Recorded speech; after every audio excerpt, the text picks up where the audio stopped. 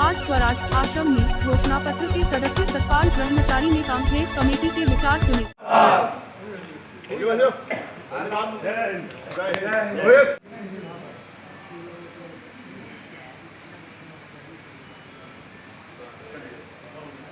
उत्तराखंड का सबसे सुंदर शहर और सारी सुविधाओं युक्त बनाने का काम माननीय स्वर्गीय बड़ी बहन इंदिरा हृदयेश जी ने किया। और मैं आपसे भी अपेक्षा है, जो भाई चुनाव लड़ेंगे और जो लड़ेंगे मैदान में, उनके उत्तराधिकारी के रूप में आएंगे, वो भी इसी तरह का काम करें। हल्द्वानी में जब प्रवेश करते हैं, मेरे साथ उद्योगपति हमारे प्रेम जी ट्रस्टी संस्था के बोले शहर तो ये ब्रह्मचारी जी, क्योंकि पूरा शहर कुछ हम भटक गए रास्ता कि वास्तव में अगर उत्तराखंड का सबसे अच्छा शहर है तो ये हल्द्वानी है। तो मैं इस अवसर पर दीदी को भी प्रणाम करता हूँ और तिवारी जी को भी प्रणाम करता हूँ कि दोनों महापुरुषों की वजह से हल्द्वानी अपने आप में एक विशेष स्थान रखता है। चाहे मेडिकल की व्यवस्थाएं हों, परिवहन की व्यवस्थाएं हों, पानी बिजली की हों, शिक्षा के क्षेत्र में भी हल्द्वानी नंबर 1 ऐसा मानना है हमारा। क्योंकि जब देखते हैं चंडीगढ़ जैसा और बेंगलोर जैसा दिखाई देता है, आगे पीछे हरियाली, इतना सुंदर तो देहरादून भी नहीं है आज की स्थिति में। और हरिद्वार जो विश्व प्रसिद्ध है, वहाँ भी बड़ी दिक्कत है। और यहाँ तो ठीक ठाक सारा, दीदी इतना काम करके गई है कि आपको कुछ करने की जरूरत नहीं, कहने की जरूरत नहीं है भाई। आप तो अगर वोट मांगने भी चले जाएंगे उनके नाम से बहुत, तब भी। और अब बड़ी खुशी की बात है, कल माननीय यशपाल आर्य जी, जो हमारे अच्छे लीडर जिसको कह सकते हैं, सोबर लीडर, उन्होंने पिता पुत्र दोनों ने कांग्रेस ज्वाइन की है। हो सकता है थोड़ी बहुत जो भी उस जगह से हों उम्मीदवार कष्ट होता, लेकिन माननीय रावत जी, गोदियाल जी और हमारे नेता प्रीतम सिंह जी कहीं न कहीं उनको एडजस्ट करेंगे। ऐसा मैंने भी अब अखबार में देखा कि कुछ लोगों को थोड़ी बहुत होती है परेशानी। मालूम मेरी जगह कोई आएगा, थोड़ा कष्ट मुझे भी होगा निश्चित है, लेकिन ऊपर वाले लोग सब देखते हैं कि भाई जी किस व्यक्ति को कहाँ पर एडजस्ट करना है। मैं अपनी बात कह सकता हूँ, मेरा टिकट मेरे हाथ से माननीय यशपाल आर्य जी का ब्रह्मचारी जी आप रहने दो, मेरी मजबूरी है। मैंने कहा लो सर, मैं फिर भी काम किया, मेयर में भी काम किया और विधानसभा में भी काम किया। विधानसभा में दीदी ने मुझे बहुत धमकाया, बॉस आप पूछ सकते हो उनके साथ के जो लोग थे, मैंने माननीय ब्रह्मस्वरूप ब्रह्मचारी जी को लिख के दे दिया था, अगर इनको टिकट होता तो मुझे कोई आपत्ति नहीं। उन्होंने कहा कि मेरे लिए लिख सकते हो, और वही लाइन मुझे बहुत लोगों ने, बड़े लीडरों ने बहुत धमकाया कि राजनीति में ऐसा नहीं होता कि लिख के दे दिया कि मेरी जगह इनको टिकट दे दिया जाए। मैंने पूरा उत्तराखंड का उदाहरण पेश किया कि भाई मेरे बड़े भाई हैं, इनको टिकट दे दो, मुझे कोई आपत्ति नहीं है। उसी लेटर पे उनको टिकट दी। और मैं पुनः आप लोगों की आर्थिक स्थिति बड़ी कमज़ोर है लोगों की, तो हम क्या, जो हमारे जो सरकारी बैंक है, जो कोऑपरेटिव के बैंक है, इन बैंकों के माध्यम से कैसे हम स्मॉल जो हमारे MSMEs हैं या स्वरोजगार है, कैसे हम न्याय योजनाओं को इन सब में भी इसमें जोड़ सके, ये बड़ा महत्वपूर्ण है। प्रांतीय स्तर पे मैं आपको बताना चाहूँ। बिंदु नंबर 1, उत्तराखंड के दुग्ध उत्पादक, देखिए दुग्ध उत्पादन का कार्य चाहे राजस्व का हो चाहे वन क्षेत्र का हो, सब जगह दूध का काम होता है। तो मेरा सुझाव है कि प्रोत्साहन राशि 4 रुपये लीटर जो पिछली सरकार ने दी थी वो जारी रहनी चाहिए, नंबर 1। नंबर 2, महिला दुग्ध समितियों को 1 रुपया और बढ़कर देना चाहिए।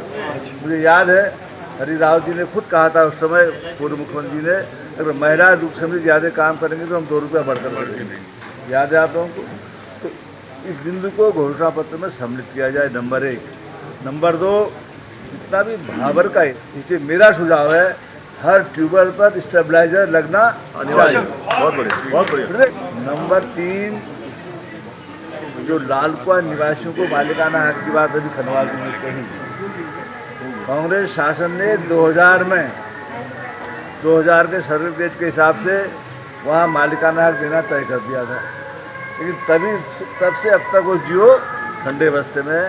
तो मैं पुनः निवेदन के साथ सतपाल जी से कहना चाहूँगा कि वो 2000 के सर्टिफिकेट के हिसाब से लाल कुआं निवासियों को मालिकाना हक मिलना चाहिए। और ज़्यादा बातें फिर और हो जाएंगी। प्रयोजन को लेकर आप यहाँ पर आए थे।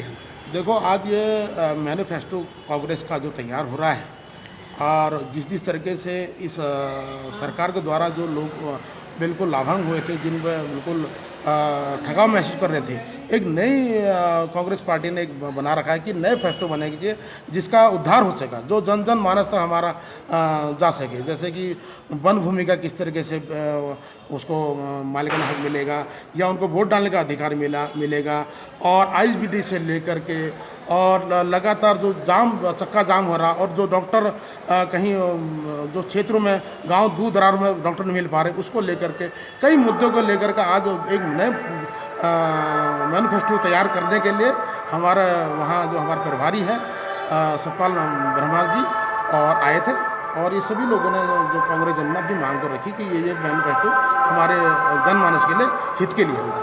कैबिनेट मंत्री यशपाल आर्या जी, उनके बेटे विधायक संजीव आर्या जी कांग्रेस में भाजपा छोड़ के आ गए हैं, उनके विषय में आप क्या कहना चाहिए? देखो, वो एक बहुत हमारे अनुसूचित जाति के कद्दावर नेता हैं, जिन्हें 40 साल से पहले से वो हमारे कांग्रेस में रहे हैं।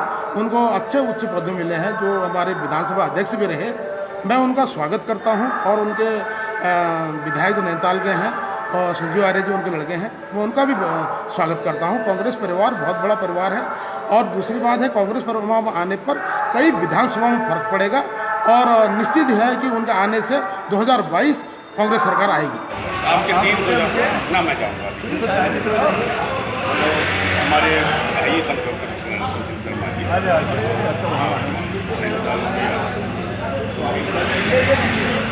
निकल जाओ, बधाई आपका लगे रहो, ठीक है, इस बार बढ़िया से बढ़िया होगा। दीदी का बड़ा आशीर्वाद रहा है मेरे पे, ब्रह्मचारियों वालीबाल में कहना तुम्हारा वोट नहीं है, ऐसे वोट नहीं मिलते, सतपाल ब्रह्मचारी जीत सकता है, मुँह पे कहना। और उसमें दे देती हैं इस टाइम इंदिरा विकास यात्रा निकाल रहे हैं क्षेत्र में, और जिस क्षेत्र में जा रहे हैं वहाँ भयंकर भीड़ दिखाई दे रही है, और उसमें से आप क्या कहने जाएंगे? हाईकमान का निर्णय है, जो अच्छा होगा और काम करेंगे तो आगे बढ़ेंगे, इनका भविष्य उज्ज्वल है। धन्यवाद। मैनिफेस्टो जो हमारी घोषणा पत्र है कांग्रेस का, उसका सदस्य हूँ। माननीय नौ प्रभात जी हमारे अध्यक्ष हैं, और सूर्यकांत समाना जी इसके महासचिव हैं।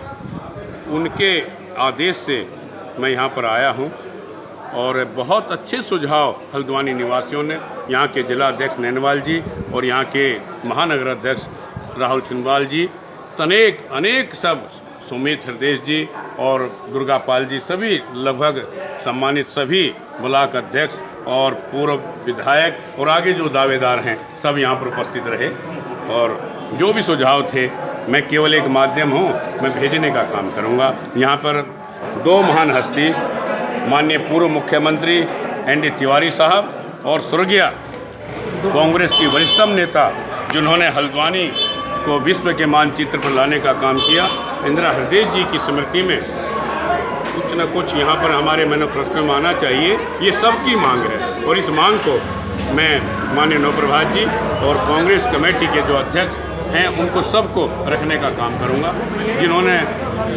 उत्तराखंड के लिए बहुत काम किया।